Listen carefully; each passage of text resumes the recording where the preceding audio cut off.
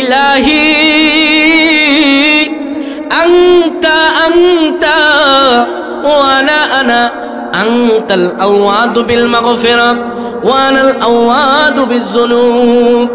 বারবার একই দোয়া, ও আল্লাহ তুমি তুমি, আমি তোমার স্বভাব হলো ক্ষমা করা, আর আমি বান্দা, আমার স্বভাব হলো গুনাহ করা।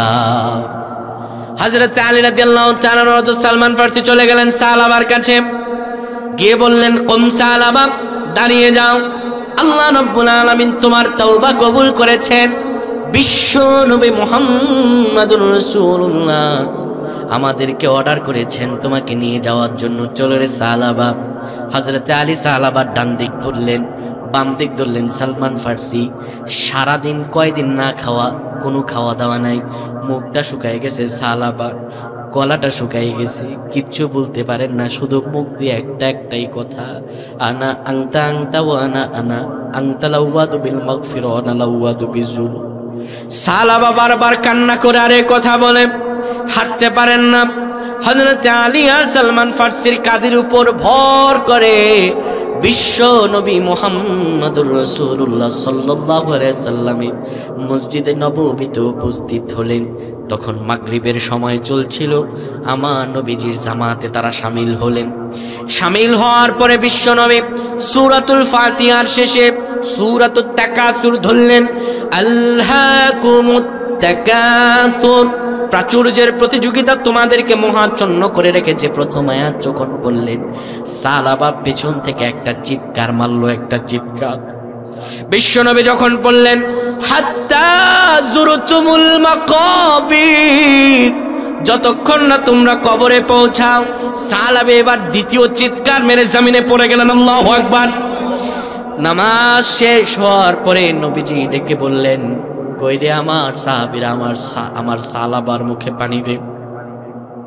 হযরতে সালমান ফারসি সাহাবা রাদিয়াল্লাহু তাআলা আনহুর মুখের কাছে কানটা নিয়ে বলে, ওগো নবীজি, আপনার সাহাবা আর উঠবে না গো নবীজি, যতই পানি দেই না কেন সাহাবা তাওবার আগুনে পুড়তে পুড়তে এই পৃথিবী ছেড়ে জান্নাতের পথে চলে গেছে। তাৎক্ষণিক হাজির হয়ে গেল হযরতে সাহাবার কন্যা খিমসানা। হাজির হয়ে সে বলল, আমি কানে বাবা রাখবো।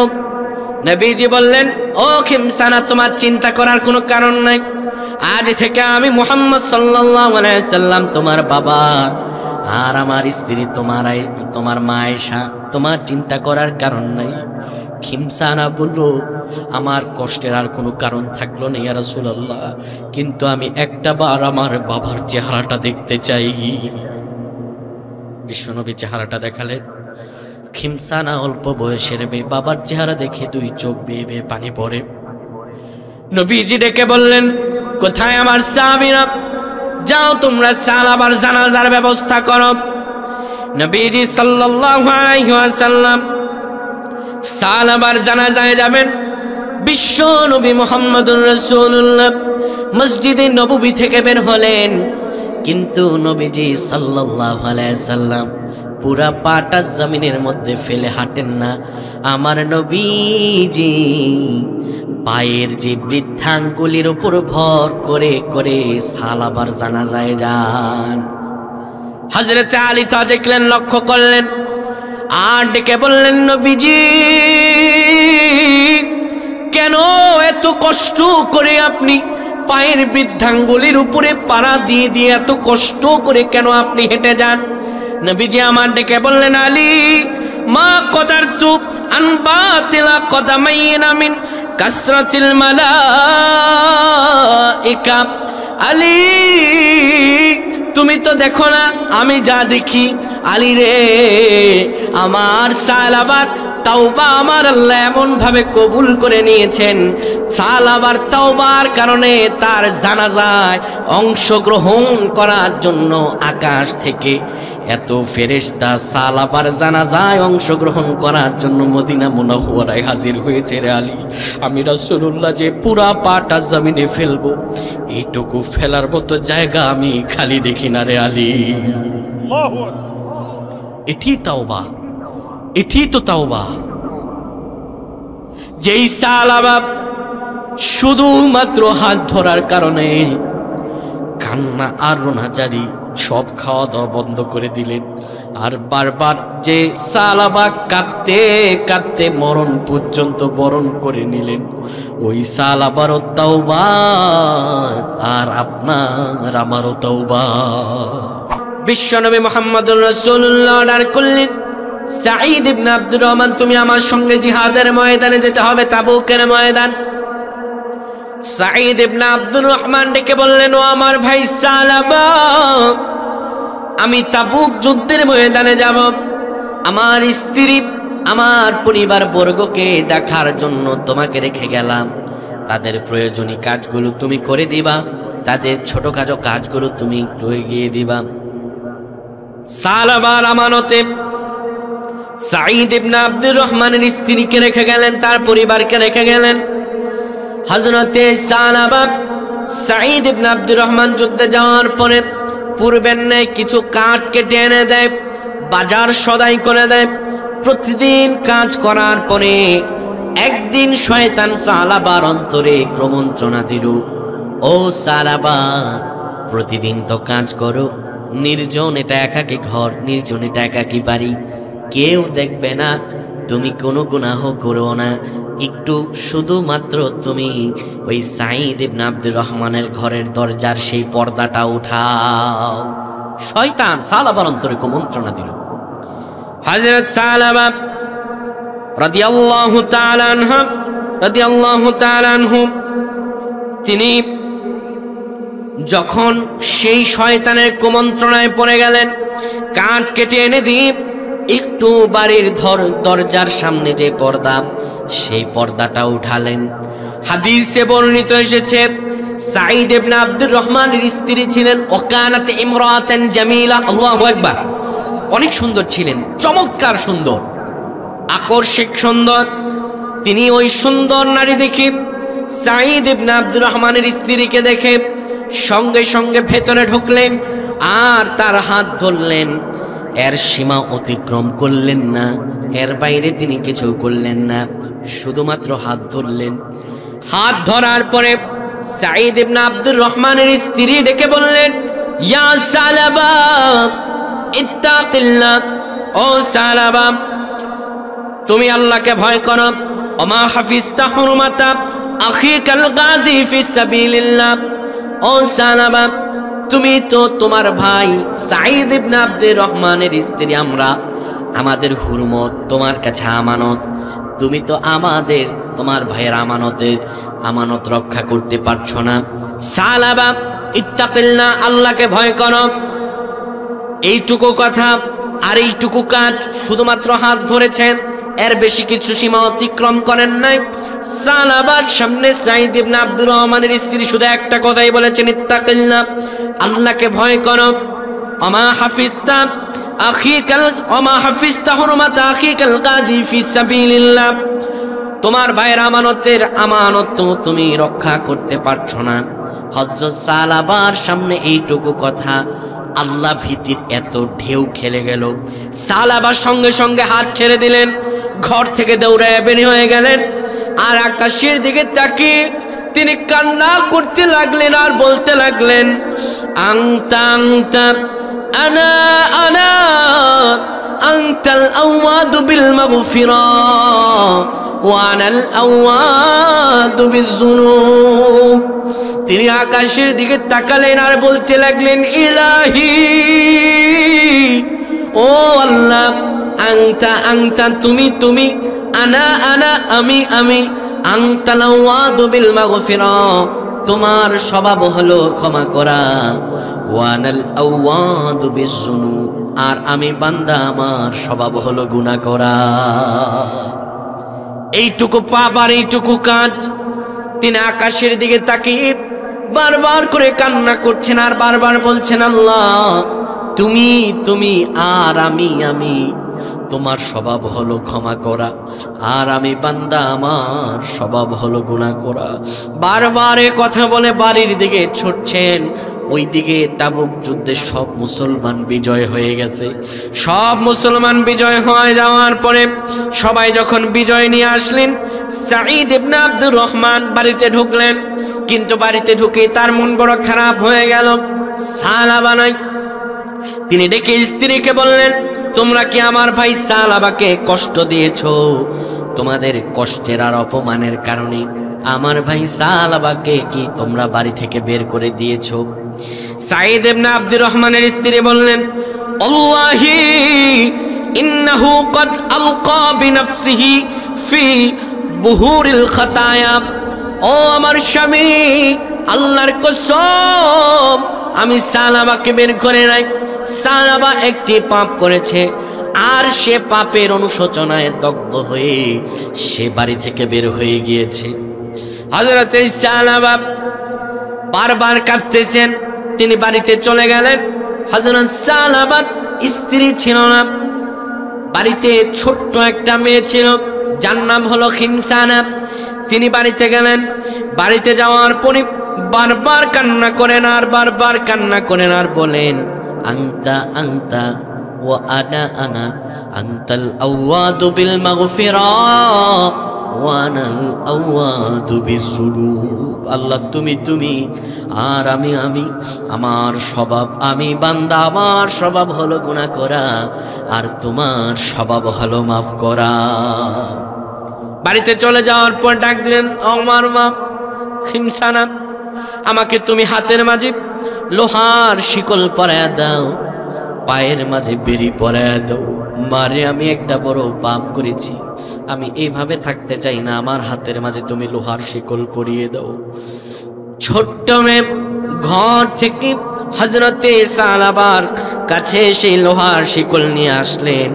তিনি হাতের মাঝে লোহার শিকল, পায়ের মাঝে লোহার বেরি পরলেন। পরার পরে তিনি প্রথমে চলে গেলেন হযরতে আবু বকর রাদিয়াল্লাহু তাআলা আনহুর কাছে। তিনি গিয়ে বললেন, ইয়া আবু বকর, ক্বাদ লামাস্তু ইমরাতা আখি আল গাজী ফি সাবিলিল্লাহ, হাল লি মিন তাওবা ইয়া আবু বকর। ও আবু বকর, আমি একটা পাপ করে ফেলেছি। আমার একজন দিনী ভাই তার পরিবারের হুরমত রক্ষা করার জন্য, তার পরিবারকে দেখভাল করার জন্য আমাকে রেখে গিয়েছিল। শয়তানের কুমন্ত্রণায় পড়ে আমি শুধু তার হাত ধরেছি, এর সীমা অতিক্রম করি নাই। হাল্লি মিন তাওবা, আমার কি কোনো তাওবা পথ আছে নাকি? আমার কি তাওবা করার মতো কোনো রাস্তা আছে নাকি? হযরতে আবু বকর রেগে গেলেন। তিনি একদম ধমকে সুরে বললেন, ও সালাবা, উখরুজ মিন ইনদিক, বের হয়ে যাও এখান থেকে, তোমার মুখ আমি দেখতে চাই না, তুমি একজন পাপী, তোমার চেহারা আমি দেখতে চাই না। উখরুজ মিন ইনদিক, এখান থেকে বের হয়ে যাও। ধমকে সুরে হযরতে সালাবাকে বের করে দিলেন। আশাহত অন্তরে বারবার সালাবা আকাশের দিকে তাকায় আর কান্না করে আর বলে, ইলাহি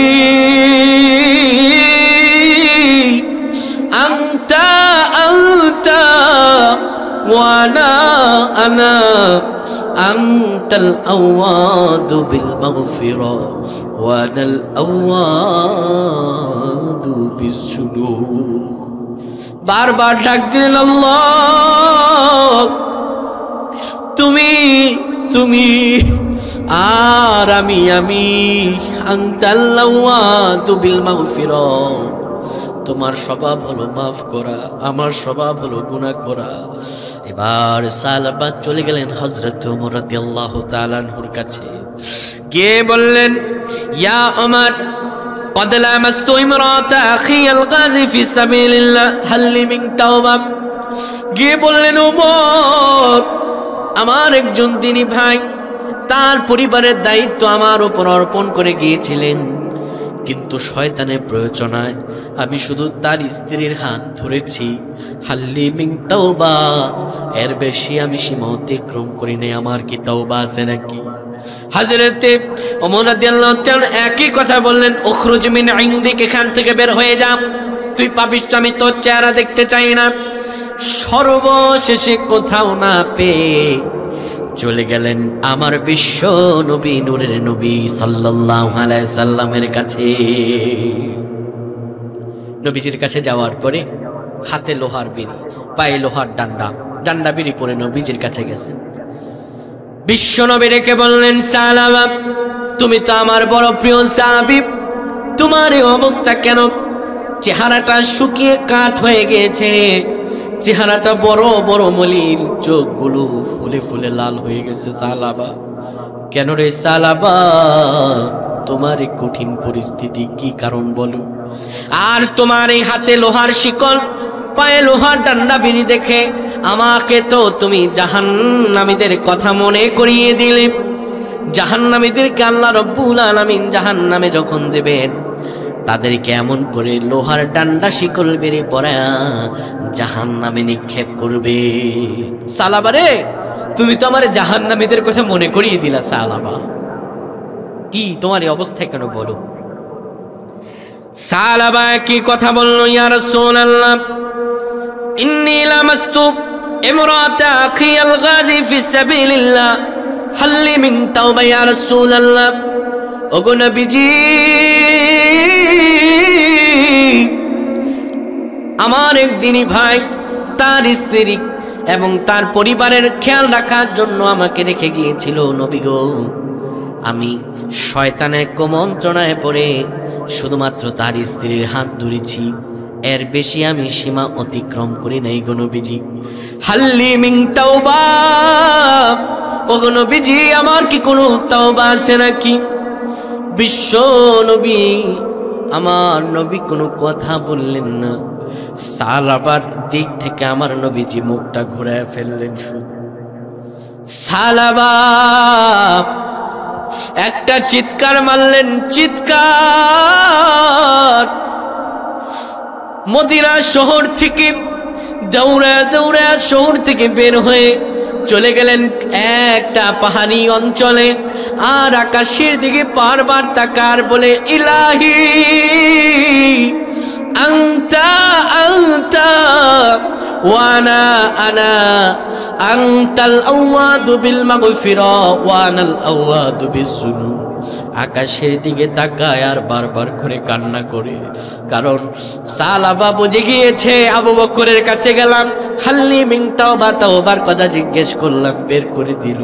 ওমরের কাছে গেলাম, ওমরও বের করে দিল। আমার নবীজিও মুখটা ঘুরায় ফেললেন। সালাবা বুঝে গেল তার তওবার কোনো রাস্তা নাই। সালাবা কান্না করে আর পাহাড়ের চূড়ায় চলে যায়। এদিকে আমার আল্লাহ রাব্বুল আলামিন সব কিছু দেখেন কি দেখেন না? আমার আল্লাহ রাব্বুল আলামিন তাৎক্ষণিক জিব্রাইল আমিনকে পাঠালেন রাসূলুল্লাহর কাছে। জিব্রাইল আমিন রাসূলুল্লাহর কাছে আসলেন, বললেন, ইয়া রাসূলুল্লাহ, আপনার জন্য আমার আল্লাহ গুরুত্বপূর্ণ একটি নিদর্শন পাঠিয়েছেন। আমার কাছে আমার আল্লাহ একটি গুরুত্বপূর্ণ ওহী পাঠিয়েছেন। জিব্রাইল আমিন এই কথা বলার পরে বিশ্বনবী বললেন, কি সেই গুরুত্বপূর্ণ কথা বলো আমায়। জিব্রাইল আমিন বললেন, আমার আল্লাহ বলেছেন, হাবিবি আম খালাকতাল খালকা আও আনা। ওগো নবী, আপনি যে এই সালাবাকে বের করে দিলেন, নবী গো, বান্দা কি আপনি বানাইছেন নাকি আমি বানাইছি? আল্লাহু আকবার। ও নবী, আম খালাকতাল খালকা আও আনা, বান্দা কি আপনি বানাইছেন নাকি আমি বানাইছি? নবীজি আমার ডেকে বললেন, হাবিবি বাশশিরু আবদি। ওগো নবী, আর নবীজি বললেন, নাআম ইয়া সাইয়্যিদি ইয়া রাব্বি আনতাল খালাকতাল খালকা। নবীজি বললেন, ও আল্লাহ, সত্য আপনার বান্দা তো আপনি বানিয়েছেন। এবার আল্লাহ রাব্বুল আলামিন বললেন, হাবিবি বাশশিরু আবদি কদ গফরতু লাক। ওগো নবীজি, আমার সালাবার এই অনুতপ্ততার কারণে, আমার সালাবারে কান্না রোনা জারির কারণে আমার বান্দা সালাবাকে আমি রব্বুল আলামিন চিরতরে মাফ করে দিয়েছি। নবীজি গো, আমি তো সালাবারে মাফ করে দিয়েছি। আমার নবীজি তাৎক্ষণিক ডাক দিলেন, কোথায় কে আছো? আমাকে সালাবাকে আমার কাছে নিয়ে এনে দিতে পারবা? দাঁড়িয়ে গেলেন হযরতে আবু বকর ওমর, দাঁড়িয়ে গেলেন হযরতে আলী রাদিয়াল্লাহু তাআলা আনহু এবং সালমান ফারসি। নবীজি আমার বললেন, আবু বকর, ওমর তোমরা বসো, আলী আর সালমান ফারসি তোমরা যাও, নিয়ে আসো আমাকে, সালাবাকে আমার কাছে নিয়ে আসো। সালাবাকে নিয়ে আসো আমার কাছে।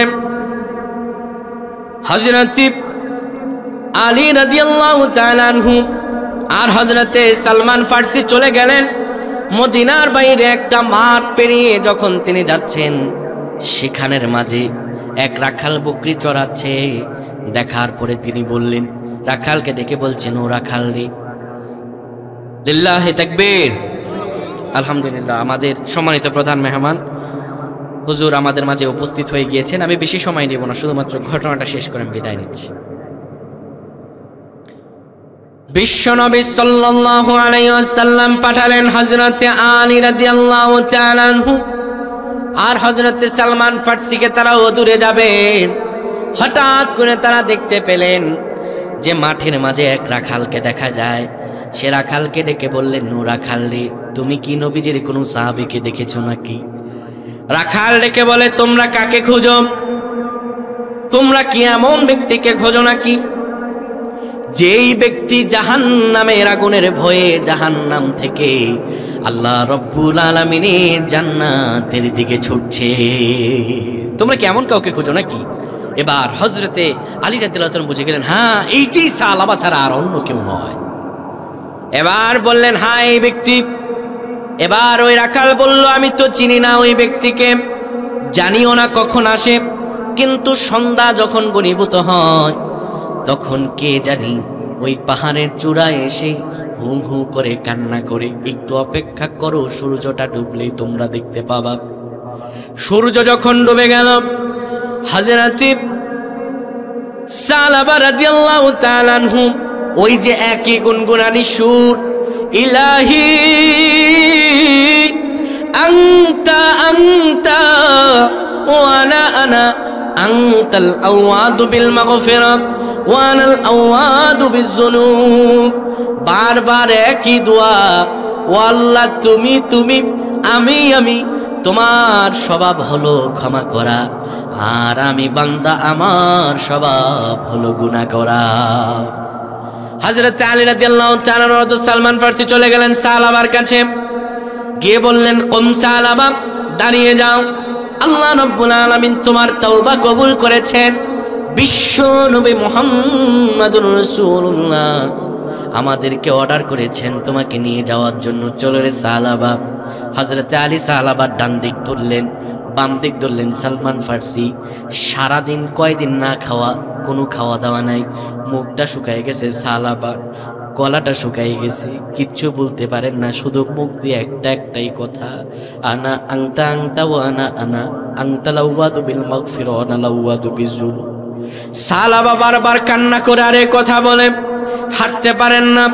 হযরত আলী আর সালমান ফারসির কাঁধের উপর ভর করে বিশ্ব নবী মুহাম্মদুর রাসূলুল্লাহ সাল্লাল্লাহু আলাইহি সাল্লামের মসজিদে নববীতে উপস্থিত হলেন।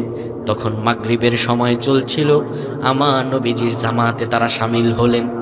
শামিল হওয়ার পরে বিশ্ব নবী সূরাতুল ফাতিহার শেষে সূরাতুত তাকাসুর ধরলেন, আলহাকুমুত তাকাতুর, প্রাচুর্যের প্রতিযোগিতা তোমাদেরকে মহাচ্ছন্ন করে রেখেছে। প্রথম আয়াত যখন বললেন, সালাবা পেছন থেকে একটা চিৎকার মারলো, একটা চিৎকার। বিশ্বনবী যখন বললেন, হাত্তা যুরতুমুল মাকাবির, যতক্ষণ না তোমরা কবরে পৌঁছাও। সালাবা এবার দ্বিতীয় চিৎকার মেরে জমিনে পড়ে গেলেন। আল্লাহু আকবার। নামাজ শেষ হওয়ার পরে নবীজি ডেকে বললেন, কইরে আমার সাহাবীরা, আমার সালাবার মুখে পানি দে। হযরতে সালমান ফারসি সালাবা রাদিয়াল্লাহু তাআলা আনহুর মুখের কাছে কানটা নিয়ে বলে, ওগো নবীজি,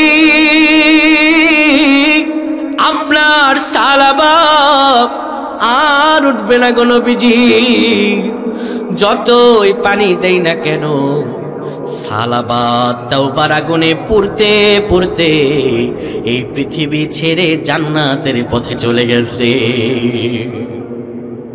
তাৎক্ষণিক হাজির হয়ে গেল হযরতে সালাবার কন্যা খিমসানা। হাজির হয়ে সে বলল, আমি কানে বাবা রাখবো। নবীজি বললেন, ও খিমসানা, তোমার চিন্তা করার কোনো কারণ নাই। আজ থেকে আমি মুহাম্মদ সাল্লাল্লাহু আলাইহি সাল্লাম তোমার বাবা, আর আমার স্ত্রী তোমার মা আয়েশা। তোমার চিন্তা করার কারণ নাই। খিমসানা বলল, আমার কষ্টের আর কোনো কারণ থাকলো না ইয়া রাসূলুল্লাহ, কিন্তু আমি একটা বার আমার বাবার চেহারাটা দেখতে চাই। বিশ্বনবী চেহারাটা দেখালেন। খিমসানা অল্প বয়সের মেয়ে, বাবার চেহারা দেখে দুই চোখ বেয়ে বেয়ে পানি পড়ে। নবীজি ডেকে বললেন, কোথায় আমার সাহাবীরা? যাও তোমরা সালাবার জানাজার ব্যবস্থা করো। নবীজি সাল্লাল্লাহু আলাইহি ওয়াসাল্লাম সালাবার জানাজায় যাবেন। বিশ্ব নবী মুহাম্মদুর রাসূলুল্লাহ মসজিদে নববী থেকে বের হলেন, কিন্তু নবীজি সাল্লাল্লাহু আলাইহি সাল্লাম পুরা পাটা জমিনের মধ্যে ফেলে হাঁটেন না। আমার নবীজি পায়ের যে বৃদ্ধাঙ্গুলির উপর ভর করে করে সালাবার জানাজায় যান। হযরতে আলী তা দেখলেন, লক্ষ্য করলেন, আর ডেকে বললেন, নবীজি কেন এত কষ্ট করে আপনি পায়ের বৃদ্ধাঙ্গুলির উপরে পাড়া দিয়ে দিয়ে এত কষ্ট করে কেন আপনি হেঁটে যান? নবীজি আমার ডেকে বললেন, আলী মা কদারতু আন বাতিলা কদামাইনা মিন কাসরাতিল মালাইকা। আলী তুমি তো দেখো না আমি যা দেখি। আলী রে, আমার সালাবার তাওবা আমার আল্লাহ এমন ভাবে কবুল করে নিয়েছেন, সালাবার তাওবার কারণে তার জানাজায় অংশগ্রহণ করার জন্য আকাশ থেকে এত ফেরেশতা সালাবার জানাজায় অংশগ্রহণ করার জন্য মদিনা মুনাওয়ারায় হাজির হয়েছে রে আলী। আমি রাসূলুল্লাহ যে পুরা পাটা জমিনে ফেলবো, এইটুকু ফেলার মতো জায়গা আমি খালি দেখি না রে আলী। এটি তাওবা, এটি তো তাওবা। যেই সালাবা শুধুমাত্র হাত ধরার কারণে কান্না আর রোনাজারি সব খাওয়া দাওয়া বন্ধ করে দিলেন, আর বারবার যে সালাবা কাঁদতে কাঁদতে মরণ পর্যন্ত বরণ করে নিলেন, ওই সালাবারও তাওবা আর আপনার আমারও তাওবা। তাওবা শব্দের শাব্দিক অর্থ হলো ফিরে আসা। শাব্দিক অর্থ কি? ফিরে আসা। মুখস্থ করে নেন। তাওবা শব্দের শাব্দিক অর্থ ফিরে আসা। পারিভাষিক অর্থ নির্দিষ্ট কোনো একটি পাপ থেকে চিরন্তন ভাবে ফিরে আসা, এটি হচ্ছে তাওবা। এটি কি? তাওবা। আর আমরা আল্লাহর কাছে যে মাফ চাই, আল্লাহ তুমি আমারে মাফ করে দাও, এটি হলো ইস্তেগফার। এটি কি? ইস্তেগফার। আসুন এই তাওবা সম্পর্কে আল্লাহ রাব্বুল আলামিন পবিত্র কোরআনুল কারীম কাদের জন্য তাওবা আর কাদের জন্য তাওবা নাই 4 নম্বর সূরা সূরাতুন নিসার 17 নম্বর আয়াত আমাদেরকে বলছেন। আল্লাহ বলেন,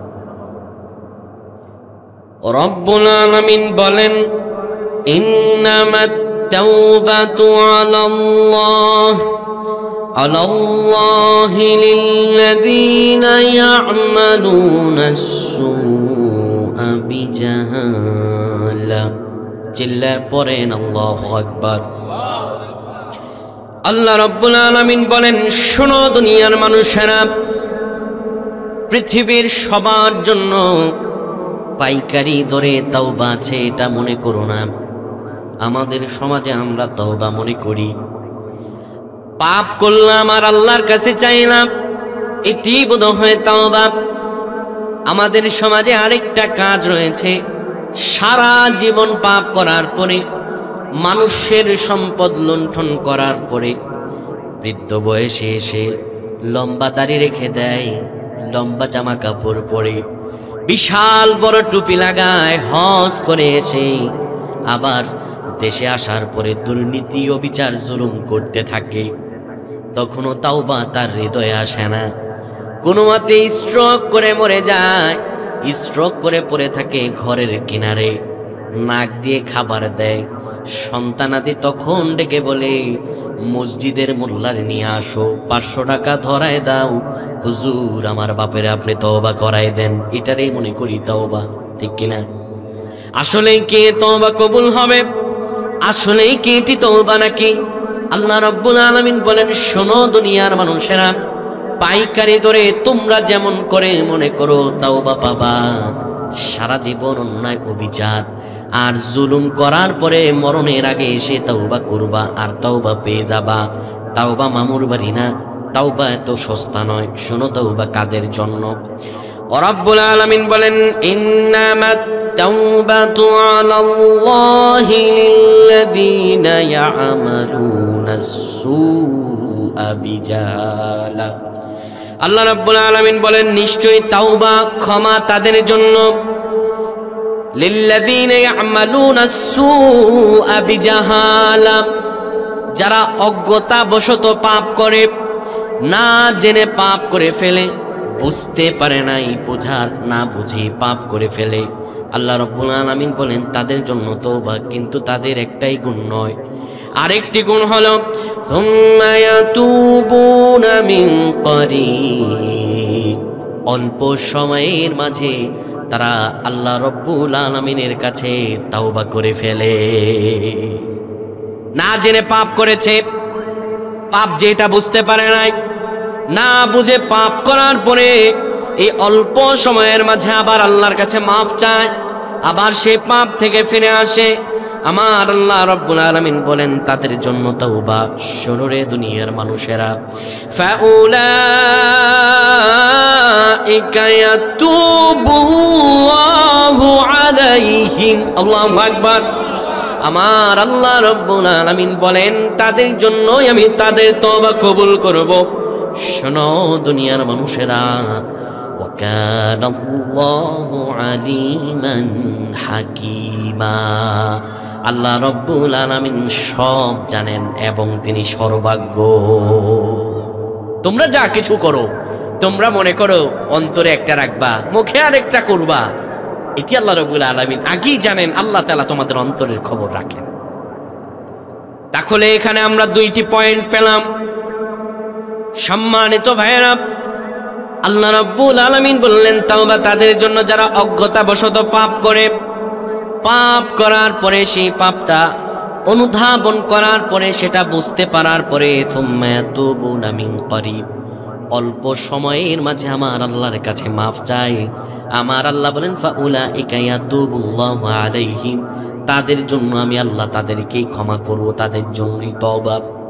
এখন আল্লাহকে প্রশ্ন করলাম, মাবুদ তাদের জন্য তা আপনি তওবা দিলেন, তাদের 2টা পরিচয়, তাহলে কাদের জন্য ক্ষমা নাই, কাদের তওবা কবুল করবেন না আল্লাহ এটাও বলে দেন। আমার আল্লাহ তাআলা 18 নম্বর আয়াতে বলেন, আল্লাহ বলেন ওয়ালাইসাতিত তাওবাতু লিল্লাযীনা ইয়া'মালুনাস সাইয়্যাত, আর তাদের জন্য ক্ষমা নাই, তাদের তওবা কবুল হবে না যারা জেনে বুঝে পাপের মাঝে জড়িয়ে যায়। এরপরে হাত্তা ইদা হাদারা আহাদাহুমুল মাউত, যখন এই লোকদের মরণ কাছাকাছি চলে আসে, মরণ বড় সন্নিকটে, মরণ খুব কাছে, ঠিক তখনই ক্বালা ইন্নী তুবতুল আন, এখন তারা বলে আল্লাহ আপনি আমার তওবা কবুল করেন। আল্লাহ বলেন তাদের জন্য ক্ষমা নাই, তাদের জন্য মাফ নাই, যারা জেনে বুঝে পাপ করে সারা জীবন পাপ করার পরে মরণ যখন কাছাকাছি আসে তখন তারা বলে ক্বালা ইন্নী তুবতুল আন, আল্লাহ এখন আমার তওবা কবুল করেন। আমার আল্লাহ বলেন ওয়ালাইসাতিত তাওবা, তাদের জন্য ক্ষমা নাই, তাদের জন্য মাফ নাই। বললাম আল্লাহ তাহলে তাদেরকে যদি আপনি মাফ না করেন তাদের মরণ কেমন করে হবে? আল্লাহ রাব্বুল আলামিন বলেন ওয়ালাল্লাযীনা ইয়ামুতুনা ওয়া হুম কুফফার, আমি যদি কাউকে ক্ষমা না করি, কেউ যদি গুনাহ নিয়ে মারা যায়, তার মরণটা এত ভয়ানক হবে।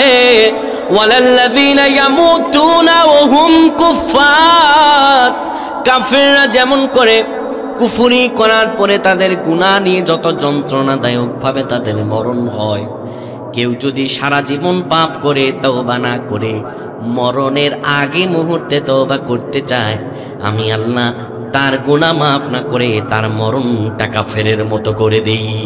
নাউজুবিল্লাহ। এরপর আল্লাহ রাব্বুল আলামিন বলেন এইটুকুতেই নয়, উলাইকা আ'তাদনা লাহুম আযাবান আলীমা, আর শুধু এটুকুই নয়, তাদের জন্য আমি কিয়ামতের ময়দানে আখিরাতটারে ভয়ঙ্কর আযাব আর বিভীষিকাময় ভয়ঙ্কর করে দেই। কার কথা? জোরে বলেন কার কথা? তাহলে এখন কথা হলো আল্লাহ রাব্বুল আলামিন তাদের তওবা কবুল করেন না যারা জেনে বুঝে পাপ করে, এবং তাদের জীবনের গোটা একটা সময় পাপের মাঝে তারা ফেলে এসে জীবনের অন্তিম মুহূর্তে এসে তারা তখন বলে ক্বালা ইন্নী তুবতু আন, আল্লাহ এখন আমি মাফ চাই। আল্লাহ বললেন না, ওয়ালাল্লাযীনা ইয়ামুতুনা হুম কুফফার, কাফেররা যেমন করে মারা যায় তোরাও আজকে তেমন করে মারা যাবি। কার কথা? নাকি হুজুরের কথা? আল্লাহর কথা। কোনো সন্দেহ আছে? কোনো সন্দেহ নাই, আল্লাহ যা বলেন স্পষ্ট। সম্মানিত ভাইরা, তাহলে এখানে আমরা দুটি আয়াত পেলাম। এই দুইটি আয়াতকে আমরা দুই ভাগে বিভক্ত করব। প্রথম ভাগ যেখানে আল্লাহ রাব্বুল আলামিন আশার কথা বললেন, মাফ দেওয়ার কথা বললেন, তা জানা দরকার আছে না নাই? দ্বিতীয় প্রেক্ষিতে আমরা যাব কেমন করে কাফিরদের মতো তাদের মরণ হবে, মরণটা কেমন, নেককারদের মরণ কেমন, বদকারদের মরণ কেমন, এটি। আর আমরা প্রথম নাম্বার আয়াতে চলে যাই, যেই আয়াতে আল্লাহ রাব্বুল আলামিন বললেন তাদের জন্য তাওবা যারা না জেনে পাপ করে। তাহলে কেমন করে তারা তাওবা করবে জানা দরকার আছে না নাই? আল্লাহ রাব্বুল আলামিন পবিত্র কোরআনুল কারীমের ৬৬ নাম্বার আয়াতে আমাদেরকে জানিয়ে দেন কেমন করে তাওবা করব, কি দিয়ে তাওবা করব, আল্লাহর কাছে কেমন করে ক্ষমা চাইব। আল্লাহ রাব্বুল আলামিন বলেন শোনো রে দুনিয়ার মানুষেরা, কেমন করে তাওবা করবা। ইয়া আইয়ুহাল্লাযীনা আমানু তুবু ইলাল্লাহি তাওবাতান নাসুহা আসা রাব্বুকুম আন ইউকাফফিরা আনকুম সাইয়্যাতিকুম ওয়া ইউদখিলাকুম জান্নাতিন তাজরি মিন তাহতিহাল আনহার। আল্লাহ রাব্বুল আলামিন বলেন শোনো রে দুনিয়ার মানুষেরা, কেমন করে তাওবা করবা। রাব্বুল আলামিন বলেন ইয়া আইয়ুহাল্লাযীনা আমানু, ও হে যারা ঈমান এনেছো, তুবু ইলাল্লাহি তাওবাতান নাসুহা, তোমরা আমি আল্লাহর কাছে তাওবা করো, তাওবাতুন নাসুহা, খালিস তাওবা করো, পরিপূর্ণ তওবা করো। শোনো দুনিয়ার মানুষেরা, আসা রাব্বুকুম আন ইউকাফফিরা আনকুম সাইয়্যাতিকুম, আশা করা যায় এই তাওবাতুন নাসুহা করার পরে তোমার রব আল্লাহ তোমার জীবনের বিগত সব গুনাহ মাফ করে দিবেন।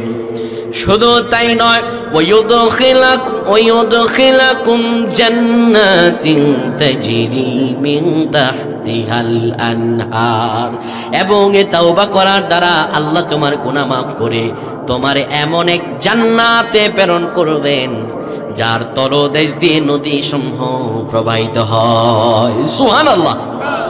তাহলে কি তওবা করতে হবে? তাওবাতুন নাসুহা। কি করতে হবে? তাওবাতুন নাসুহা। এখন আসেন সম্মানিত ভাইরা, এই যে নাসুহা, এটার ব্যাখ্যা আমাদের সমাজে ভুল প্রথা আছে। অনেকে বলে নাসুহার মতো তাওবা করতে হবে। কি বলে? বলে নাসুহা নামের বনি ইসরাইলের এক লোক ছিল, সে পুরুষ থেকে নারী হয়েছে, এটি হচ্ছে গাজাখুরি। একদম ভুল মতভেদ, এই ব্যাপারে আল্লাহ কোরআনে বলেই নাই। নাসুহা শব্দের অর্থ হলো খালেস তওবা।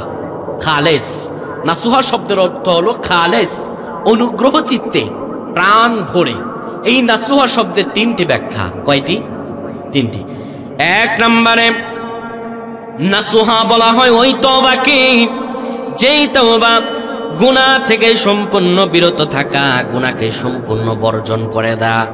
দুই নম্বরে নাসুহা বলা হয় ওই তওবাকে যে গুনাহ করেছে কৃত গুনাহের জন্য আল্লাহর কাছে ক্ষমা চাওয়া। তিন নম্বরে বলা হয় তাওবাতুন নাসুহা, ওই তাওবাকে, সেই তাওবা হলো আগামীতে এমন কোনো গুনাহ না করবে এর প্রতিজ্ঞা পূর্ণ করা। এটি হলো তাওবাহ নাসুহার ব্যাখ্যা। কিন্তু আমাদের সমাজে এক শ্রেণীর লোক আছে, তারা এই তাওবাতুন নাসুহার ব্যাখ্যা করে যে ভুল মোতাবেক এক নাসুহা নামের ব্যক্তির কথা। আল্লাহ তাআলা কোরআনের এই জায়গায় নাসুহা নামের কোনো ব্যক্তির কথা বলেন নাই, এটি সুস্পষ্ট। তাহলে তাওবাতুন নাসুহা যে ব্যক্তি করবে, খালেস তাওবা যে করবে, তাওবা মানে হলো ফিরে আসা, বিগত জীবনের যতগুলো পাপ আছে সেই পাপ থেকে এখনই প্রত্যাবর্তন করে জান্নাতের পথে এগিয়ে আসা, এটি হলো তাওবাতুন নাসুহা। তাহলে আমরা যদি তাওবাতুন নাসুহা করি, আল্লাহ রাব্বুল আলামিন জান্নাত দিবেন। তাহলে নেকির বিনিময়ে জান্নাত দিবেন, ঠিক কিনা? তাহলে জীবনে যে এতগুলো পাপ করলাম, এত গুনাহ করলাম, এই গুনাহগুলোর কি হবে? আমার রব্বুল আলামিন বলেন, শোনো রে দুনিয়ার মানুষেরা, আমি তোমাদের গুনাহগুলো কি করব তোমরা কি তা জানো? রব্বুল আলামিন বলেন, কেউ যদি তাওবা খালেস তওবা করতে পারে, জীবনের এত বছরের পাপগুলো, এত বছরের গুনাহগুলোকে আমার আল্লাহ কি করবেন? রব্বুল আলামিন আমাদেরকে সূরাতুল ফুরকানে বলেন, ইল্লা মান তাবা ওয়া আমানা ওয়া আমিলা আমালান সালিহান ফাউলাইকা ইউবাদদিলুল্লাহু সাইয়্যাতিহিম হাসানাত। সুবহানাল্লাহ। আল্লাহ রাব্বুল আলামিন বলেন, কেউ যদি 50 বছর 40 বছরের পরে বুঝতে পারে যে আমি আমার গোটা জীবনে পাপ করেছি, আমি নামাজ বাদ দিয়েছি, আমি কবিরা গুনাহ করেছি, আমি আমার জীবনে এমন কোনো পাপ নাই, জিনা, ব্যভিচার, সব রকম কবিরা গুনাহ আমি করেছি, এই অবস্থায় আমি কি করব? আমার আল্লাহ রাব্বুল আলামিন বলেন, কেউ যদি তার অন্তরে যা পাপ করেছে এটি বুঝতে পারার পরে আমার আল্লাহর কাছে ক্ষমা চায়, আমার আল্লাহর কাছে তওবা করে চিরন্তন ভাবে যদি পাপ থেকে ফিরে আসতে পারে, আমার রব্বুল আলামিন ইল্লা মান তাবা, তওবা করবে, ও আমানা, আবার ঈমানকে নবায়ন করবে, আমার আল্লাহ রাব্বুল আলামিন বলেন নবায়ন করে ক্ষান্ত হবে না, ওয়া আমিলা আমালান সালিহা, সৎ কর্ম করবে, জীবনে আর পাপ করবে না, এই বলে প্রতিজ্ঞাবদ্ধ হয়, আমার আল্লাহ রাব্বুল আলামিন বলেন ওই ব্যক্তির তামাম জিন্দেগীর পাপগুলোকে আমি আল্লাহ রাব্বুল আলামিন ফাউলাইকা ইউবাদদিলুল্লাহু সাইয়্যাতিহিম হাসানাত, তার গোটা চিরজীবনের গুনাহগুলোকে আমি আল্লাহ ঘুরিয়ে দিয়ে সেই গুনাহগুলোকে নেকে রূপান্তরিত করে দেব। শুধু তাই না, আমার আল্লাহ রাব্বুল আলামিন বলেন, ওয়া কানাল্লাহু গফুরুর রহিমা, আমার আল্লাহ তো ক্ষমাশীল, আমার আল্লাহ দয়ালু, আমার আল্লাহ মহান। সুবহানাল্লাহ।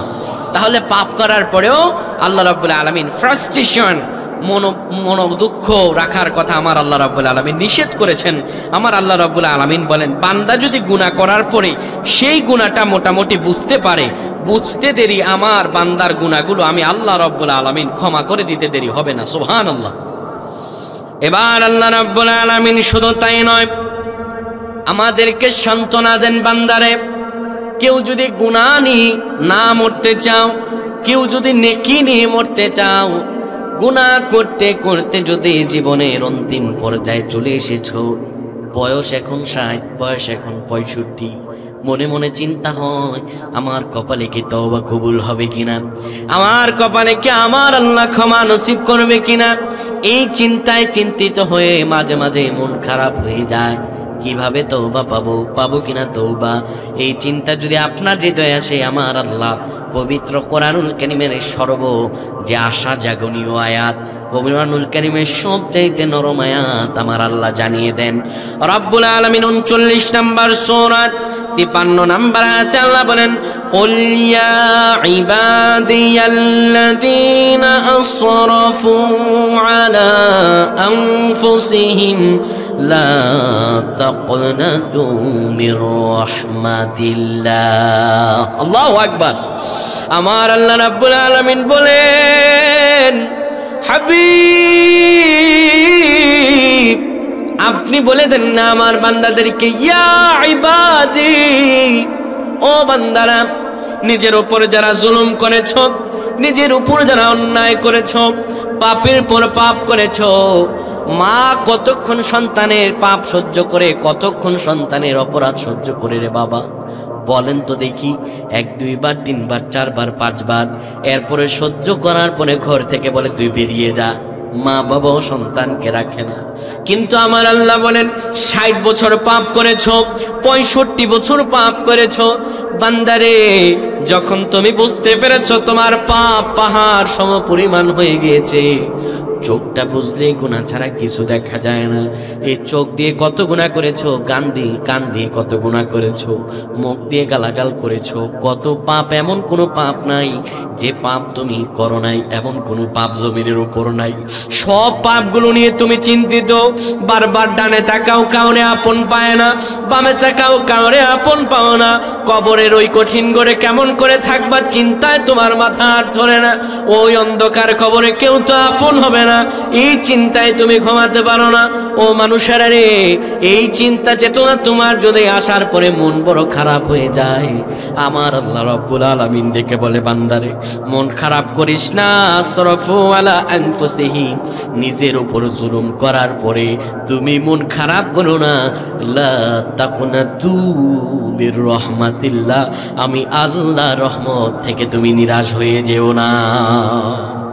আমি আল্লাহ না আছি। পৃথিবীর বুকে যতগুলো মায়া বা ভালোবাসা আছে, আমার আল্লাহ রাব্বুল আলামিন মানুষ সৃষ্টি করার পূর্বে ওই মায়াগুলোকে 100 ভাগ করেন। সে 100 ভাগের মধ্যে 99 ভাগ মায়া আল্লাহর কাছে রেখে দেন, 1 ভাগ মায়া আর ভালোবাসা এই পৃথিবীর বুকে ঢেলে দেন।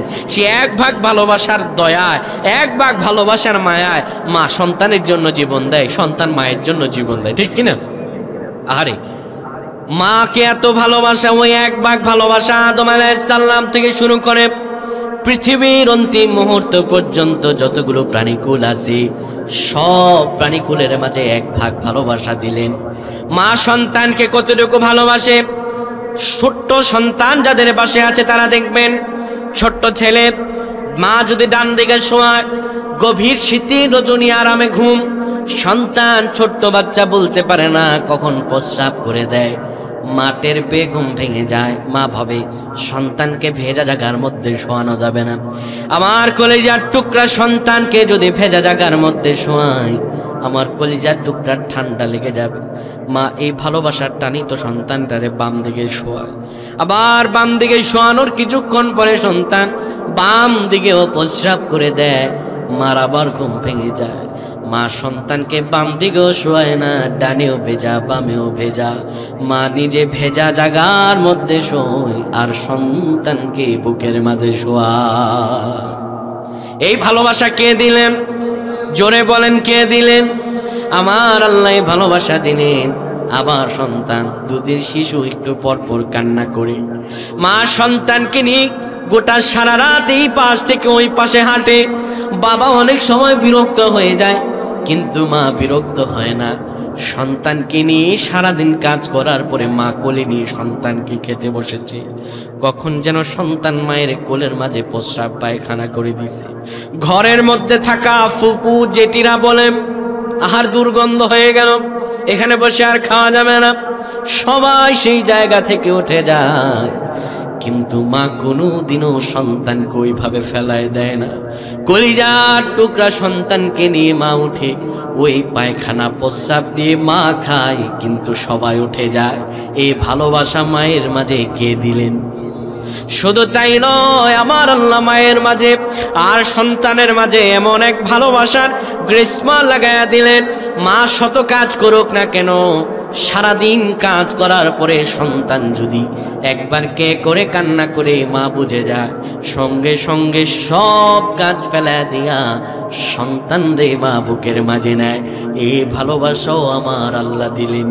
সন্তান যদি, এমনও ঘটনা আমরা দেখেছি, মায়ের কোলে সন্তান ডেলিভারি হবে, ডাক্তার এসে বলে হয় সন্তানকে বাঁচান না হয় মাকে বাঁচান। এমনও মা দেখেছি, মা ডেকে বলে, ডাক্তার সাহেব প্রয়োজনে আমাকে, আমার জীবনকে বিপন্ন করে, দয়া করে আমার সন্তানকে আপনি মারিয়েন না। সন্তানের জন্য মা নিজের জীবন পর্যন্ত দিয়ে দেয়। এই ভালোবাসা তো আমার আল্লাহই দিলেন নাকি?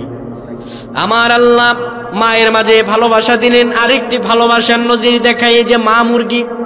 দেখবেন মুরগির অনেকগুলো ডিম থেকে বাচ্চা ফোটার পরে মুরগি ওই বাচ্চাগুলোকে নিয়ে রাস্তায় হাঁটে। ভুলেও যদি আপনি বাচ্চাদেরকে ধরতে যান, ওই মা মুরগি চিনবে না আপনি কে, সঙ্গে সঙ্গে আপনাকে ঠোকর লাগায় দিবে। শুধু তাই নয়, ওই মা মুরগিটা ছোট্ট ছোট্ট বাচ্চাগুলোকে নিয়ে মাঠের মাঝে যায়। আকাশ থেকে চিল বাচ্চাগুলোকে থাবা মারার জন্য সে আকাশ থেকে বাচ্চাগুলোকে টার্গেট করে যখন নিচের দিকে নামে, মা মুরগিটা দেখার পরে ছোট্ট ছোট্ট বাচ্চাগুলোকে ডান দিকে ডান ডানায় বাম ডানায় নিয়ে জড়িয়ে ধরে বুকের মাঝে ওই চিল উপর থেকে এসে নিচে মা মুরগির ডানার মাঝে এত জোরে ঠোকর মারে, ডানা থেকে পাখাটা ভেঙে রক্তগুলো বের হয়ে যায়। তাও মা মুরগিটা সন্তানগুলোকে কোনোদিনও চিলের মুখে ছেড়ে দেয় না। এই ভালোবাসা কে দিলেন? আমার আল্লাহ। যদি ওই এক ভাগ ভালোবাসা দেওয়ার কারণে সন্তানের জন্য মা যদি মরে যেতে পারে, সন্তানের জন্য বাবা যদি মরে যেতে পারে, বাবার জন্য সন্তান যদি মেরে যেতে পারে, আমার আল্লাহর কাছে কি ভালোবাসা কম নাকি বেশি? অবশ্যই বেশি। ৯৯ ভাগ ভালোবাসা তো আমার আল্লাহর কাছে। আমার আল্লাহ বলেন, বান্দা যখন গুনাহ করে, গুনাহ অনুধাবন করার পরে, গুনাহ বুঝতে পারার পরে আমার কাছে যদি মাফ চায়, আমি আল্লাহ বান্দার সব গুনাহগুলোকে মাফ করে দিই। সব গুনাহগুলোকে আমি আল্লাহ রব্বুল আলামিন নেকিতে পরিপূর্ণ করে দিই। সুবহানাল্লাহ। এরপর আল্লাহ রব্বুল আলামিন বলে, বান্দারে তুমি আমার রহম থেকে নিরাশ হয়ে যেও না।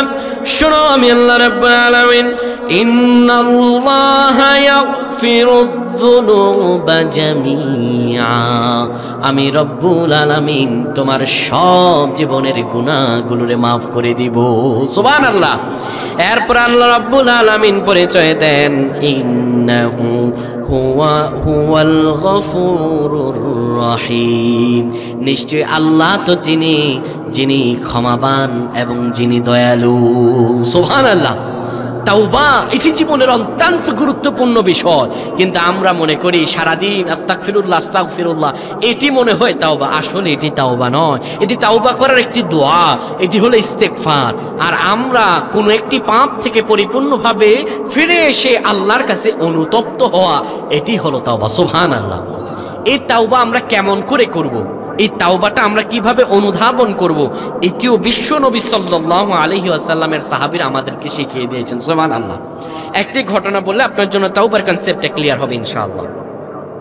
নবীজি সাল্লাল্লাহু আলাইহি ওয়াসাল্লাম মক্কা থেকে হিজরত করে মদিনায় যখন যান, তখন সাহাবীদের মাঝে দুইটা ভাগে বিভক্ত হয়ে যায়। কিছু কিছু সাহাবী হলো মুহাজির সাহাবী, আর কিছু কিছু সাহাবী হলো আনসার সাহাবী। মুহাজির সাহাবী বলা হয় বিশ্বনবী সাল্লাল্লাহু আলাইহি সাল্লামের সঙ্গে মক্কা থেকে হিজরত করে যারা মদিনায় গিয়েছিল তাদেরকে বলা হয় মুহাজির সাহাবী। আবার মদিনায় নবীজি সাল্লাল্লাহু আলাইহি সাল্লামের হাতে হাত রেখে যারা ঈমান আনয়ন করেছিল তাদেরকে বলা হয় আনসার সাহাবী। তো যারা মুহাজির সাহাবী তারা যখন মদিনায় যায়, তাদের তো সেখানে বাড়িঘর নাই, ঠিক কিনা? তো সেখানে নবীজি সাল্লাল্লাহু আলাইহি সাল্লাম মুহাজির এবং আনসার সাহাবী দুই সাহাবীর মাঝে এক একজনকে এক একজনের ভ্রাতৃত্ব মানে ভাইয়ের বন্ধন করে দিলেন। সুবহানাল্লাহ। বিশ্বনবী সাল্লাল্লাহু আলাইহি সাল্লামের একজন প্রিয় সাহাবী, তার নাম হলো সাঈদ ইবনে আব্দুর রহমান। আর নবীজি সাল্লাল্লাহু আলাইহি সাল্লামের একজন আনসার সাহাবী সালাবাতুল আনসারী।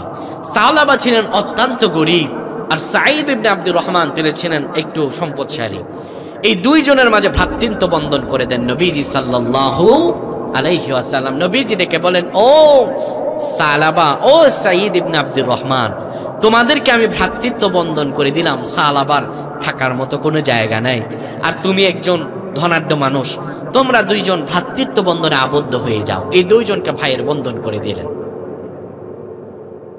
দুইজনকে ভাইয়ের বন্ধন করে দেওয়ার পরে হযরত সাঈদ ইবনে আব্দুর রহমান রাদিয়াল্লাহু তাআলা আনহুর বাড়ি হলো একটি পাহাড়ের টিলার উপরে। সেই বাড়ির মাঝে সালাবাতুল আনসারী প্রত্যেকদিন কাঠ কেটে এনে দেয়, প্রত্যেকদিন বাড়ির বিভিন্ন কাজগুলো করে দেয়। বাজার করে এনে দেয়। কিছুদিনের পরের মধ্যেই ঘোষণা হয়ে যায় তাবুক যুদ্ধের। মদিনা মুনাওয়ারা থেকে 750 কিলোমিটার দূরে তাবুক ময়দান, সেখানে যুদ্ধ হবে। বিশ্ব নবী মুহাম্মদুর রাসূলুল্লাহ যুদ্ধের জন্য সাহাবী রেডি করলেন 30,000। কত হাজার? 30,000। আর সেই সময় রোমান সৈন্য, তদানীন্তন সময় সব চাইতে ক্ষমতাধর তারা, সেই রোমান সৈন্য হলো 3 লাখ। কয় লাখ? 30,000 কই আর 3 লাখ কই? কিন্তু চিন্তিত হবার কোনো কারণ নাই, আশঙ্কাগ্রস্ত হওয়ার কোনো কারণ নাই। বিশ্ব নবীর 30 জন সাহাবী, নবীজির 30,000 সাহাবী, সেই ইমানের বদৌলতে কাফেরদের সেই 3 লক্ষ সৈন্যরা পরাজয় বহন করে মুসলমানদের 30,000 আমার আল্লাহ তাবুক ময়দানে বিজয় দিয়েছেন। সেই যুদ্ধে যাবে সাঈদ ইবনে আব্দুর রহমান। বিশ্বনবী মুহাম্মদুর রাসূলুল্লাহ অর্ডার করলেন, সাঈদ ইবনে আব্দুর রহমান, তুমি আমার সঙ্গে জিহাদের ময়দানে যেতে হবে, তাবুকের ময়দান। সাঈদ ইবনে আব্দুর রহমান ডেকে বললেন, ও আমার ভাই সালাবা, আমি তাবুক যুদ্ধের ময়দানে যাব। আমার স্ত্রী, আমার পরিবার বর্গকে দেখার জন্য তোমাকে রেখে গেলাম। তাদের প্রয়োজনীয় কাজগুলো তুমি করে দিবা, তাদের ছোটখাটো কাজগুলো তুমি একটু এগিয়ে দিবা। সালাবার আমানতে সাঈদ ইবনে আব্দুর রহমানের স্ত্রীকে রেখে গেলেন, তার পরিবারকে রেখে গেলেন। হযরতে সালাবা সাঈদ ইবনে আব্দুর রহমান যুদ্ধে যাওয়ার পরে পূর্বের ন্যায় কিছু কাঠ কেটে এনে দেয়, বাজার সদাই করে দেয়।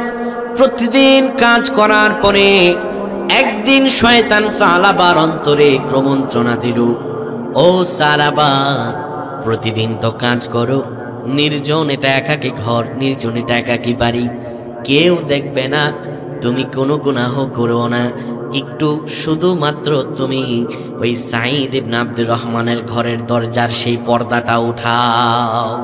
শয়তান সালাবার অন্তরে কুমন্ত্রণা দিল। হযরত সালাবা রাদিয়াল্লাহু তাআলা আনহু তিনি যখন সেই শয়তানের কুমন্ত্রণায় পড়ে গেলেন, কাঠ কেটে এনে দিয়ে একটু বাড়ির দরজার সামনে যে পর্দা, সেই পর্দাটা উঠালেন।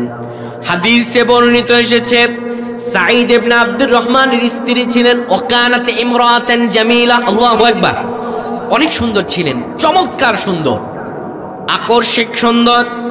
তিনি ওই সুন্দর নারী দেখে, সাঈদ ইবনে আব্দুর রহমানের স্ত্রীকে দেখে সঙ্গে সঙ্গে ভেতরে ঢুকলেন আর তার হাত ধরলেন। এর সীমা অতিক্রম করলেন না, এর বাইরে তিনি কিছু করলেন না, শুধুমাত্র হাত ধরলেন। হাত ধরার পরে সাঈদ ইবনে আব্দুর রহমানের স্ত্রী ডেকে বললেন, ইয়া সালাবা ইত্তাকিল্লাহ, ও সালাবা, তুমি আল্লাহকে ভয় করো। ওমা হাফিজতা হুরমাতা আখিকাল গাজী ফিস সাবিলিল্লাহ, ও সালাবা, তুমি তো তোমার ভাই সাঈদ ইবনে আব্দুর রহমানের স্ত্রী, আমরা আমাদের হুরমত তোমার কাছে আমানত, তুমি তো আমাদের তোমার ভাইয়ের আমানত রক্ষা করতে পারছো না। সালাবা ইত্তাকিল্লাহ, আল্লাহকে ভয় করো। এইটুকু কথা আর এইটুকু কাজ, শুধুমাত্র হাত ধরেছেন, এর বেশি কিছু সীমা অতিক্রম করেন নাই। সালাবার সামনে সাঈদ ইবনে আব্দুর রহমানের স্ত্রী শুধু একটা কথাই বলেছেন, ইত্তাকিল্লাহ, আল্লাহকে ভয় করো। ওমা হাফিজতা হুরমাতা আখিকাল গাজী ফিস সাবিলিল্লাহ, তোমার ভাইয়ের আমানত তো তুমি রক্ষা করতে পারছো না। হযরত সালাবার সামনে এইটুকু কথা, আল্লাহ ভীতির এত ঢেউ খেলে গেল। সালাবার সঙ্গে সঙ্গে হাত ছেড়ে দিলেন, ঘর থেকে দৌড়ায় বের হয়ে গেলেন, আর আকাশের দিকে তাকিয়ে তিনি কান্না করতে লাগলেন আর বলতে লাগলেন, আনতা আনতা আনা আনা আনতাল আওয়াদু বিল মাগফিরা ওয়া আনাল আওয়াদু বিযুনুব। তিনি আকাশের দিকে তাকালেন আর বলতে লাগলেন, ইলাহি, ও আল্লাহ, আংতা আংতা তুমি তুমি, আনা আনা আমি আমি, আংতাল আওয়াদু বিল মাগফিরা তোমার স্বভাব হলো ক্ষমা করা, ওয়ানাল আওয়াদু বিজ্জুনুব আর আমি বান্দা আমার স্বভাব হলো গুনাহ করা। এইটুকু পাপ আর এইটুকু কাজ। তিনি আকাশের দিকে তাকিয়ে বারবার করে কান্না করছেন আর বারবার বলছেন, আল্লাহ তুমি তুমি আর আমি আমি, তোমার স্বভাব হলো ক্ষমা করা আর আমি বান্দা আমার স্বভাব হলো গুনাহ করা। বারবার কথা বলে বাড়ির দিকে ছুটছেন। ওইদিকে তাবুক যুদ্ধে সব মুসলমান বিজয় হয়ে গেছে। সব মুসলমান বিজয় হয়ে যাওয়ার পরে সবাই যখন বিজয় নিয়ে আসলেন, সাঈদ ইবনে আব্দুর রহমান বাড়িতে ঢুকলেন। কিন্তু বাড়িতে ঢুকে তার মন বড় খারাপ হয়ে গেল। সালাবা নাই। তিনি ডেকে স্ত্রীকে বললেন, তোমরা কি আমার ভাই সালাবাকে কষ্ট দিয়েছো? তোমাদের কষ্টের আর অপমানের কারণে আমার ভাই সালাবাকে কি তোমরা বাড়ি থেকে বের করে দিয়েছো? সাঈদ ইবনে আব্দুর রহমানের স্ত্রী বললেন, আল্লাহি ইন্নাহু ক্বাদ আলকা বিনফসিহি ফি বুহুরিল খাতায়া। ও আমার স্বামী, আল্লাহর কসম আমি সালাবাকে বের করে নাই। সালাবা একটি পাপ করেছে আর সে পাপের অনুশোচনায় দগ্ধ হয়ে সে বাড়ি থেকে বের হয়ে গিয়েছে। হযরত সালাবা বারবার কাঁদতেছেন। তিনি বাড়িতে চলে গেলেন। হযরত সালাবার স্ত্রী ছিল না, বাড়িতে ছোট্ট একটা মেয়ে ছিল, যার নাম হলো খিমসানা। তিনি বাড়িতে গেলেন।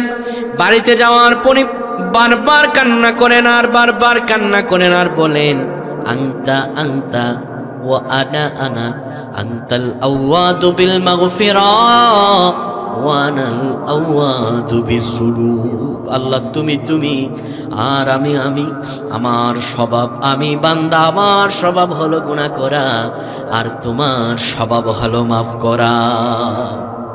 বাড়িতে চলে যাওয়ার পর ডাক দিলেন, আমার মা খিমসানা, আমাকে তুমি হাতের মাঝে লোহার শিকল পরায়া দাও, পায়ের মাঝে বেরি পরায়া দাও।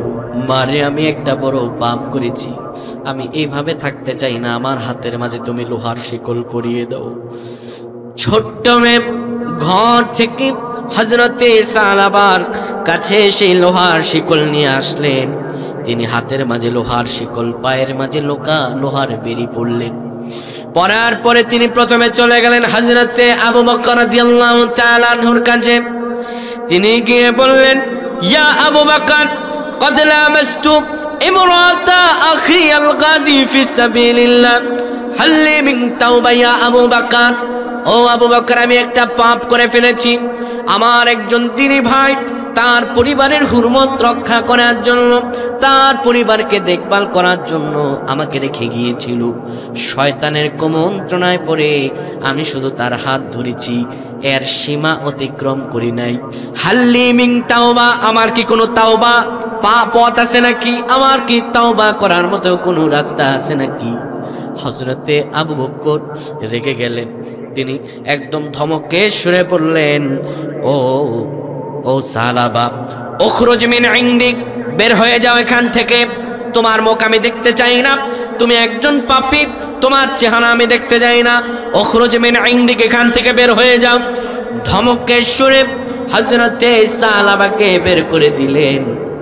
আশাহত অন্তরে বারবার সালাবা আকাশের দিকে তাকায় আর কান্না করে আর বলে, ইলাহি আনতা আনতা ওয়ানা আনা, আনতাল আওয়াদু বিল মাগফিরা ওয়ানাল আওয়াদু বিজ্জুনুব। বারবার ডাক দিলেন, আল্লাহ তুমি তুমি আর আমি আমি, আনতাল আওয়াদু বিল মাগফিরা, তোমার স্বভাব হলো মাফ করা, আমার স্বভাব হলো গুনাহ করা। এবার সালাবা চলে গেলেন হযরত ওমর রাদিয়াল্লাহু তাআলা আনহুর কাছে। গিয়ে বললেন, ইয়া ওমর, قد لامست امرأة أخي الغازي في سبيل الله هل لي من توبة। গিয়ে বললেন, ওমর, আমার একজন দিনী ভাই তার পরিবারের দায়িত্ব আমার উপর অর্পণ করে গিয়েছিলেন, কিন্তু শয়তানের প্রয়োজনায় আমি শুধু তার স্ত্রীর হাত ধরেছি। হাল্লি মিন তাওবা, এর বেশি আমি সীমা অতিক্রম করি নাই। আমার কি তাওবা আছে নাকি? হযরতে ওমর রাদিয়াল্লাহু তাআলা একই কথা বললেন, উখরুজ মিন ইনদিক, এখান থেকে বের হয়ে যা, তুই পাপিষ্ঠ, আমি তোর চেহারা দেখতে চাই না। সর্বশেষে কোথাও না পেয়ে চলে গেলেন আমার বিশ্ব নবী, নূরের নবী সাল্লাল্লাহু আলাইহি সাল্লামের কাছে। নবীজির কাছে যাওয়ার পরে হাতে লোহার বিড়ি, পায়ে লোহার ডান্ডা, ডান্ডা বিড়ি পরে নবীজির কাছে গেছেন। বিশ্ব নবী রেখে বললেন, সালাবা, তুমি তো আমার বড় প্রিয় সাহাবী, তোমার এই অবস্থা কেন? চেহারাটা শুকিয়ে কাঠ হয়ে গেছে, চেহারাটা বড় বড় মলিন, চোখগুলো ফুলে ফুলে লাল হয়ে গেছে। সালাবা, কেন রে সালাবা, তোমার এই কঠিন পরিস্থিতি কি কারণ বলো? আর তোমার এই হাতে লোহার শিকল, পায়ে লোহার ডান্ডা বিড়ি দেখে আমাকে তো তুমি জাহান্নামীদের কথা মনে করিয়ে দিলে। জাহান্নামীদেরকে আল্লাহ রব্বুল আলামিন জাহান্নামে যখন দেবেন, তাদেরকে এমন করে লোহার ডান্ডা শিকল বেড়ে পড়া জাহান্নামে নিক্ষেপ করবে। সালাবা রে, তুমি তো আমার জাহান্নামীদের কথা মনে করিয়ে দিলা। সালাবা, কি তোমার এই অবস্থায় কেন বলো? সালাবা কি কথা বলল, ইয়া রাসূলুল্লাহ, ইন্নী লামাস্তু ইমরাতা আখি আল গাজী ফি সাবিলিল্লাহ, হাল্লি মিন তাওবা ইয়া রাসূলুল্লাহ। ওগো নবীজি, আমার এক দিনী ভাই তার স্ত্রী এবং তার পরিবারের খেয়াল রাখার জন্য আমাকে রেখে গিয়েছিল। নবী গো, আমি শয়তানের কুমন্ত্রণায় পড়ে শুধুমাত্র তার স্ত্রীর হাত ধরেছি, এর বেশি আমি সীমা অতিক্রম করি নাই গো নবীজি। হাল্লি মিন তাওবা, ও গো নবীজি, আমার কি কোনো তাওবা আছে নাকি? বিশ্ব নবী, আমার নবী কোনো কথা বললেন না। সালাবার দিক থেকে আমার নবীজি মুখটা ঘুরায় ফেললেন। সালাবা একটা চিৎকার মারলেন, চিৎকার। মদিনা শহর থেকে দৌড়া দৌড়া শহর থেকে বের হয়ে চলে গেলেন একটা পাহাড়ি অঞ্চলে, আর আকাশের দিকে বারবার তাকার বলে, ইলাহি আনতা আনতা ওয়ানা আনা, আনতাল আওয়াদু বিল মাগফিরা ওয়ানাল আওয়াদু বিযুনুব। আকাশের দিকে তাকায় আর বারবার করে কান্না করে, কারণ সালাবা বুঝে গিয়েছে। আবু বকরের কাছে গেলাম, হাল্লি মিন তাওবা, তাওবার কথা জিজ্ঞেস করলাম, বের করে দিল। ওমরের কাছে গেলাম, ওমরও বের করে দিল। আমার নবীজিও মুখটা ঘুরায় ফেললেন। সালাবা বুঝে গেল তার তওবার কোনো রাস্তা নাই। সালাবা কান্না করে আর পাহাড়ের চূড়ায় চলে যায়। এদিকে আমার আল্লাহ রাব্বুল আলামিন সব কিছু দেখেন কি দেখেন না? আমার আল্লাহ রাব্বুল আলামিন তাৎক্ষণিক জিব্রাইল আমিনকে পাঠালেন রাসূলুল্লাহর কাছে। জিব্রাইল আমিন রাসূলুল্লাহর কাছে আসলেন, বললেন, ইয়া রাসূলুল্লাহ, আপনার জন্য আমার আল্লাহ গুরুত্বপূর্ণ একটি নিদর্শন পাঠিয়েছেন। আমার কাছে আমার আল্লাহ একটি গুরুত্বপূর্ণ ওহী পাঠিয়েছেন। জিব্রাইল আমিন এই কথা বলার পরে বিশ্বনবী বললেন, কি সেই গুরুত্বপূর্ণ কথা বলো আমায়। জিব্রাইল আমিন বললেন, আমার আল্লাহ বলেছেন, হাবিবি আম খালাকতাল খালকা আও আনা, ওগো নবী, আপনি যে এই সালাবাকে বের করে দিলেন, নবী গো, বান্দা কি আপনি বানাইছেন নাকি আমি বানাইছি? আল্লাহু আকবার। ও নবী, আম খালাকতাল খালকা আও আনা, বান্দা কি আপনি বানাইছেন নাকি আমি বানাইছি? নবীজি আমার ডেকে বললেন, হাবিবি বাশশিরু আবদি, ওগো নবী। আর নবীজি বললেন, নাআম ইয়া সাইয়্যিদি ইয়া রাব্বি আনতাল খালাকতাল খালকা। নবীজি বললেন, ও আল্লাহ, সত্য আপনার বান্দা তো আপনি বানিয়েছেন, এবার আল্লাহ রাব্বুল আলামিন বললেন, হাবিবি বাশশির আবদি কদ গফরতু লাক। ওগো নবীজি আমার সালাবার এই অনুতপ্ততার কারণে, আমার সালাবার এই কান্না রোনা জারির কারণে আমার বান্দা সালাবাকে আমি রব্বুল আলামিন চিরতরে মাফ করে দিয়েছি। নবীজি গো, আমি তো সালাবারে মাফ করে দিয়েছি। আমার নবীজি তাৎক্ষণিক ডাক দিলেন, কোথায় কে আছো? আমাকে সালাবাকে আমার কাছে নিয়ে এনে দিতে পারবা? দাঁড়িয়ে গেলেন হযরতে আবু বকর ওমর, দাঁড়িয়ে গেলেন হযরতে আলী রাদিয়াল্লাহু তাআলা আনহু এবং সালমান ফারসি। নবীজি আমার বললেন, আবু বকর ওমর তোমরা বসো, আলী আর সালমান ফারসি তোমরা যাও, নিয়ে আসো আমাকে, সালাবাকে আমার কাছে নিয়ে আসো। সালাবাকে নিয়ে আসো আমার কাছে। হযরতে আলী রাদিয়াল্লাহু তাআলা আনহু আর হযরতে সালমান ফারসি চলে গেলেন মদিনার বাইরে একটা মাঠ পেরিয়ে। যখন তিনি যাচ্ছেন, সেখানের মাঝে এক রাখাল বকরি চড়াচ্ছে। দেখার পরে তিনি বললেন, রাখালকে দেখে বলছেন, ও রাখাল রে। লিল্লাহি তাকবীর, আলহামদুলিল্লাহ। আমাদের সম্মানিত প্রধান মেহমান হুজুর আমাদের মাঝে উপস্থিত হয়ে গিয়েছেন। আমি বেশি সময় নেব না, শুধুমাত্র ঘটনাটা শেষ করে আমি বিদায় নিচ্ছি। বিশ্বনবী সাল্লাল্লাহু আলাইহি ওয়াসাল্লাম পাঠালেন হযরতে আলী রাদিয়াল্লাহু তাআলা আনহু আর হযরতে সালমান ফারসিকে। তারাও দূরে যাবেন। হঠাৎ করে তারা দেখতে পেলেন যে মাঠের মাঝে এক রাখালকে দেখা যায়। সে রাখালকে ডেকে বললেন, ও রাখাল রে, তুমি কি নবীজির কোনো সাহাবীকে দেখেছো নাকি? রাখাল ডেকে বলে, তোমরা কাকে খুঁজো? তোমরা কি এমন ব্যক্তিকে খোঁজো নাকি যেই ব্যক্তি জাহান্নামের আগুনের ভয়ে জাহান্নাম থেকে আল্লাহ রব্বুল আলামিনের জান্নাতের দিকে ছুটছে? তোমরা কি এমন কাউকে খোঁজো নাকি? এবার হযরতে আলী রাদিয়াল্লাহু তাআলা বুঝে গেলেন, হ্যাঁ এইটাই সালাবা ছাড়া আর অন্য কেউ নয়। এবার বললেন, হ্যাঁ এই ব্যক্তি। এবার ওই রাখাল বলল, আমি তো চিনি না ওই ব্যক্তিকে, জানিও না কখন আসে, কিন্তু সন্ধ্যা যখন ঘনীভূত হয় তখন কে জানি ওই পাহাড়ের চূড়ায় এসে হু হু করে কান্না করে। একটু অপেক্ষা করো, সূর্যটা ডুবলেই তোমরা দেখতে পাবা। সূর্য যখন ডুবে গেল, হযরত সালাবা রাদিয়াল্লাহু তাআলা আনহু ওই যে একই গুনগুনানি সুর, ইলাহি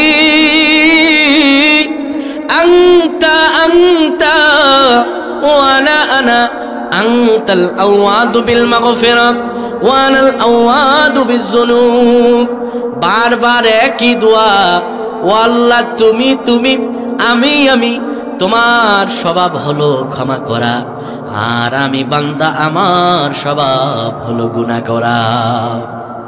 হযরত আলী রাদিয়াল্লাহু তাআলা আনহু সালমান ফারসি চলে গেলেন সালাবার কাছে, গিয়ে বললেন, কুম সালাবা, দাঁড়িয়ে যাও, আল্লাহ রাব্বুল আলামিন তোমার তওবা কবুল করেছেন।